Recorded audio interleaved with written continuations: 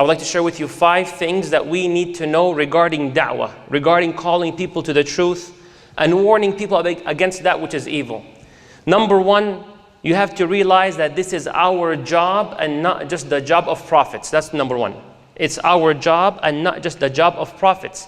قال النبي صلى الله عليه وسلم, he says, بلغوا عني ولو آية. Convey my teachings, tell the people about me, about Islam, about Allah, about the deen, even if all what you know and understand was one hadith that you have full comprehension of and you're able to deliver in one way or another. بلغوا عني ولو آية, an ayah that you see your understanding.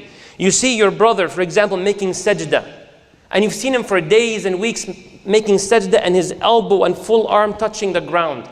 And you know very well, you know the hadith and understanding that this is not the right sajda. It has to be lifted above a little bit further. And you never said that. لا بلغوا عني ولو آية. Something you should say. How would you feel? أسألك بالله. How do you feel if you were doing the wrong and someone knew it's wrong and they never corrected you? How do you feel about that? When you see someone making wudu in a very incorrect way or reading the Fatiha in a very inappropriate tajweed, and you know what's wrong and you know what's right, and yet you never said anything about it. It is not just the job of the imam or the mufti or the alim. It's your job if you understand within this capacity. بلغوا عني ولو آية. Number 2, realize that when you help others, you benefit, and when you do not, you are harmed. Realize that one more time. When you help someone, when you educate someone, you're helping yourself. And when you refuse not to, it doesn't stay neutral. It gets worse for all of you. قال رسول الله صلى الله عليه وسلم مثل القائم على الحدود الله والواقع فيها. The example of the people who fulfill the commands of Allah, يأمرون بالمعروف ينهون عن المنكر, command good, forbid evil, and the ones that do not, here is the example.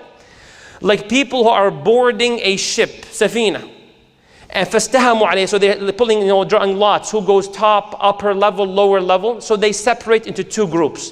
A group goes to the upper level, they have the sea view, ocean view, and people go to the lower level, they don't see much because it's pretty much like a basement, blocked. So the people in the bottom, whenever they want water, they go to the upper level and then they drop a bucket, grab some water. But eventually some of them in the lower level said, we don't want to nu'dhi nas, we don't want to harm the people up there. We keep going upstairs, disturbing them. So let's not do that. Let's just drill a hole in our lower level, drill a hole and just grab the water from there. قال النبي صلى الله عليه وسلم, he says, if the people do not stop them from drilling the hole, they will all drown. الكل يغرق. And if they stop them, فالكل ينجو. Then they all survive. You have to always think, and this is our deen. ارحموا من في الأرض يرحمكم من في السماء. You have mercy on the people, Allah will have mercy on you. You see the connection? When you have mercy on someone, ما ترحم الناس, أنت ما تفضلت عليه. Don't think you have a favor upon them. You actually done you a favor in a way. Because now you gained Allah's rahmah. اغفروا يغفر الله لكم. The Prophet sallallahu alayhi wa sallam says, forgive, Allah forgives you. شايف العلاقة? You see the connection? Allah says, Rasulullah says, conceal your brother and sister, Allah will conceal you. استر على أخوك, Allah يستر عليك. See the connection? So whenever you do the da'wah, you command good and so on, and you forbid the evil, al-manfa'a, not just for the one who receives it, but also to you as the one speaking or somehow sending that nasiha. And always keep that in mind. And also, of course, the reward. Rasulullah sallallahu alayhi wa sallam, what does he say? الدال على الخير كفاعله. When you tell someone to do that which is good, and they end up doing it, you're banking hasanat, double a lifespan of a human being. It's not just your life for 20, 30 years. Now you got 60 because of the people that you helped, and so on and so forth. There was a German boxer that was many years ago who went to Riyadh, Saudi Arabia, to get a prize for some of his accomplishments. He's not a Muslim at that time.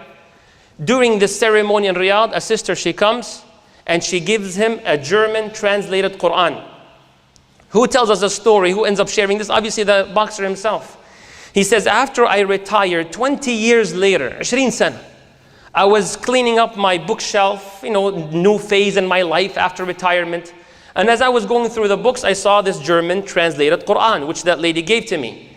Then he says, so out of curiosity, I opened the Qur'an, the translation, just first page. Here is Al-Fatiha, Alhamdulillah Rabbil Alameen. He was impressed by it. He looked at the other side of it, قُلْ هُوَ اللَّهُ أَحَدٌ. And he says, you know what, Islam kind of hit me a little bit. That's really interesting. The words really hit me hard, alhamdulillah. So he went to the Islamic center back in that city. So then he asked him, how do I accept Islam? Long story short, he accepted Islam. What did he do right after that? Right after that, he asked for pamphlets, booklets, books, and so on. They said, why?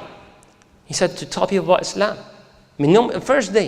First day I accepted Islam, I think I have a job to do. I have a duty upon me to take. Allahu Akbar. And right then and there, he brought the pamphlets, the books, and so on, and he set up a table in the public in Germany. And he says, and the people start to come, oh, can I have an autograph? Can I take a picture? Known boxer in the area. And they took the pictures, and he signed the autographs until at the end he says, but please, before you leave, take this book. Before you leave, take this pamphlet. In 1 year, 104 people accepted Islam. 104 واحد. You go, this is بلغوا عني ولو آية. He didn't know how to do, and that's your third point here. You deliver based on your capacity. That's your third tip. You might say, Akhi, you know what, I'm not really, if I give khutbah, wallah, I will shake. There's no way I can do this. Who said da'wah is limited to khataba, to lecturing and preaching and so on? No, da'wah is within your capacity. That third tip is what the sister did. All the hasanat, the 104 is in mizan. Who? In which scale? That sister 20 years ago in Riyadh. And that's how you should look at it. What's my capacity? For example, my capacity, Majed, I deliver. And then someone else is good at video editing. He edits the video. He can't speak well, but he can edit well. Excellent. Someone else can write amazingly. كتابة جميلة. So you're right. كل على قدر استطاعته. All based on your capacity. That's why كنتم خير أمة. When we're together, Allahu Akbar. Unstoppable, wallahi. نسأل الله أن يوحدنا على التوحيد. May Allah unite us upon the truth. And wallahi, once we're united, we're unstoppable. May Allah grant us strength. Ameen Rabbil Alameen. What, you're a physician. You have a medical area. Naam. Why don't you people put magazines, GQ, Misha'af, all these things. Put a pamphlet about Islam. Put something. Utilize this moment. You're a mechanic, you're this and that. There's ways to utilize the gifts Allah has given you to call people to Allah subhanahu wa ta'ala. Tip number 4. As you are delivering the message in any way, in shape or form, make sure you do it with adab, with respect, good manners, wa hikmah, and wisdom. Allah subhanahu wa ta'ala, He clearly says, "Ud'u ila sabili rabbika bil hikmati wal maw'idati al hasana." Call people with wisdom and understanding. وَجَادِلْهُمْ بِالَّتِي هِيَ أَحْسَنُ. And once you go into debate, maintain your akhlaq and mannerism. And you see Rasulullah sallallahu alayhi wa sallam, he perfected this. And he also warned you, even if you say the haqq and the truth, but if you say it in a bad way, ينقلب عليك, it goes against you. What's the hadith? Rasulullah sallallahu alayhi wa sallam says, وَإِنَّ سُوءَ الْخُلُقِ, bad character ruins the deed. يُفْسِدُ الْعَمَلِ كَمَا يُفْسِدُ الْخَلِّ الْعَسَلِ. You're doing a great job, mashallah. You, for example, read the hadith, you understand it, the context, the content, phenomenal. You want to go talk to your mom and dad. You go very rough and harsh as if they're kuffar and munafiqeen and murtaddeen and you're in the battlefield. Like, if you don't do this, father, you're a munafiq. You come pray in the masjid and look to what you do to mom and that's not how you talk. What your point is correct, but your method of delivery is miserable. So instead of you being rewarded, it backfires. Rasulullah sallallahu alayhi wa sallam, one time he sent a group of people to the area of Najd. And there they captured one of the leaders from Banu Hanifa. His name was Tumama. When they captured him, this Tumama guy, he killed some of the Muslims. And alhamdulillah, they were able to capture him alive. So Rasulullah sallallahu alayhi wa sallam, he commands the Sahaba to tie Thumama into one of the poles, A'midat al-Masjid. And he left him there. Thumama gets to see the Muslims, how they talk, how they interact, how they pray, how they have adab to Rasulullah sallam. He sees the conversations, there's no ghiba, no namima.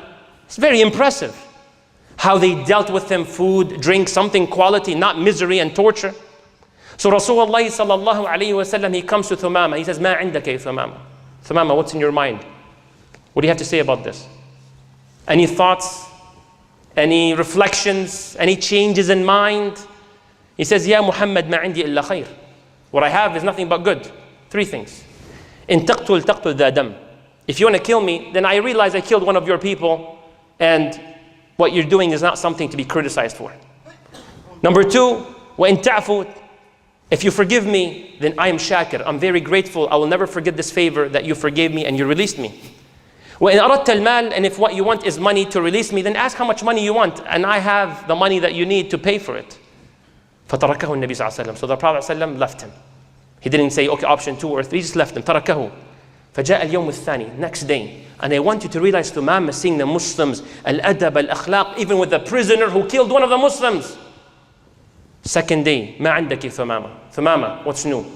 Any changes, any reflections, any things you want to tell me? He says, ما قلت لك بالأمس, what I told you yesterday, I tell you today. 3 options, 1, 2, or 3. You want to kill me? I killed one of your people. You want to forgive me? I'm very grateful. You want money? I'll pay you whatever you want to release me. He left him. Third day, ما عندك Thumama? What I told you day 1, what I told you day 2, I tell you day 3. أطلقوه, release him. But which option did you choose, Ya Rasulullah? None of the 3. اتركوه, release him. فتركوه. Thumama, he leaves the Masjid al-Nabawi, goes quite a distance near a palm tree, يغتسل, took a shower. He enters the masjid, sees Rasulullah, and he says, أشهد أن لا إله إلا الله وأشهد أن محمد رسول الله. طبعا it's a shock to the Sahaba. The leader of the Kafirin who killed one of us from Banu Hanifa, Thumama ibn Uthal, accepted Islam. Allahu Akbar. Then Thumama tells Muhammad sallallahu alayhi wa sallam, Ya Muhammad, كنت أبغض الوجوه إلي. You were the most hated person to me. فاليوم أنت أحب الوجوه إلي. Allahu Akbar. Today I don't love anyone more than I love you. Before, there's no religion I hated more than your religion. But today your religion is the most beloved religion to me. There was no city I hated more than your city. But today your city is the most beloved to me. Then he says, Ya Rasulullah, I was actually wanting to do Umrah. So he says, go fulfill your Umrah. So Thumama, that leader from Banu Hanifa, he enters Mecca. So they heard the news that Thumama, the leader of Banu Hanifa, accepted Islam. So they said, Asabat, have you went astray? The Quraysh, the Kuffar. Oh, you've lost your way? He says, La wallah, laqad aslamt. No, by Allah, I accepted Islam. Wallahi la ta'tikum hinta hatta ya'mur biha Rasulullah. Wallahi, I will not give you a grain. He was a grain producer in Arabia, a major producer and a dealer of it. And he says, I will not give you a single one until the Prophet approves of it, the transaction. Allahu Akbar, look at the izzah. But what changed him? It was not a halaqah. It was not a specific khutbah that he mentioned. It's just the attitude, the akhlaq, the character moved him. That was the method of da'wah. Remember number 4, adab wa akhlaq wa hikmah wa maw'idha, and wisdom. Subhanallah, New Orleans, not in this country. A news reporter comes to the masjid to do an interview about Ramadan. Very simple, at New Orleans. And then when he came to do the interview, it was during iftar. So one of the leaders in the community, he says, would you mind us eating first? Join us. And then after the breakfast, the iftar, you interview and ask whatever question that you want? He said, sure. So he came, he ate along. Allah's my witness. This man, at the end of the day, he accepts Islam. But why? What happened? I'm summarizing the story for you. One of the highlights of his that he mentioned to the people, he said, the way you guys were treating one another, though you were from different backgrounds. That's what hit him. Al-Abyad wal-Aswad, al-Pakistani, wal-Sudani, wal-Yemeni, wal-Filistini, wal-Masri. It was so diverse. And you're like, bro, no, one more. No, you take it. And the way you guys were serving one another, it was just clean. It was pure. ما في حزبية, ما في وطنية زايدة. There's no that nationalism that pushes you away from other people. And he's a news reporter and he's seen wonders and he accepts Islam. Al-adab wal-maw'idha, very critical. And wallahi, I'm not exaggerating when I tell you, most of the time, inshallah, when you tell people about the truth, most of the time, the minimum is that they may not do it. But rarely are they disrespectful towards you. Rarely. I went to a restaurant here, not too far from this masjid. I went along with my daughters, and the restaurant was playing very vulgar language music. أغاني فيها كلمات ساقطة جدا, F word and this and that and so on and so forth. So you go, I went nicely, I said, you know what? The music being played has vulgar language. My kids are here. If you don't mind, please change it to like a news. I want to turn it off, but that language is unacceptable. Even legally, you have to know your rights. Because there's parental legal actions in terms of people who sell you songs when you're underage, by the way. They cannot sell you the explicit language to people under 18. Very nice, respectful. She said, no problem, and she turned it off. We bought the food. Make sure you tip just to kind of make the image, to kind of balance the sadness that they probably went through. And everything went well, alhamdulillah. It happens, but you do as much as you can. I'm not telling you it always works. وَمَا عَلَيْكَ إِلَّا الْبَلَاغ. That's the last one, al-akhira. Your job is to convey. النتائج على الله. Result is on Allah subhanahu wa ta'ala. You tried, you were nice, you were this, you were that. You do your best. Back in the day, it was al-Ajami restaurant back in the day. And then a guy was walking into the restaurant and he was smoking. It was a Sunday. And as I was walking behind him, he got the cigarette and he flicked it off like that. And then he entered into the restaurant. He opened the door. طبعا I was like, this is so wrong. We had a cigar. Okay. I said, Salamu alaikum. Smile, a bit awkward smile. It's okay. Salamu alaikum, sabah al-khair. Good morning. Akhi al-habib, Allah yabarik feek. The cigarette, Allah yabarik feek. He looked at me, he's like, mashi. Went, grabbed the cigarette, threw it away. Ashya basita, something very simple. It's not a mission, but it's difficult. I will not lie to you. I was shivering. I will lie. It's not easy. And I may not always do it, but sometimes you got to do it. And then he learns, and then we all benefit. It becomes environment that is clean, and may Allah protect us all. And remember, as I mentioned the last one, results is on Allah. You do the effort. Rasulullah sallallahu alayhi wa sallam, he says, if Yawm al-Qiyamah takes place, وَجُمِعَ الشَّمْسُ وَالْقَمَرُ, the moon and the sun, they are about to clash, and the earth is erupting, and the sky is being ripped apart, and you have a plant, أديكم فسيلة, أغرسها. Plant it. طب مين حياكل? Who's going to eat from it? That's not your job. How long will it take to grow? That's not your job. You plant the seed and let Allah take care of the results. So remember that, so you don't get disappointed when people respond negatively. So think of the reward from Allah, not from the people. If they tell you thank you, take it as a bonus.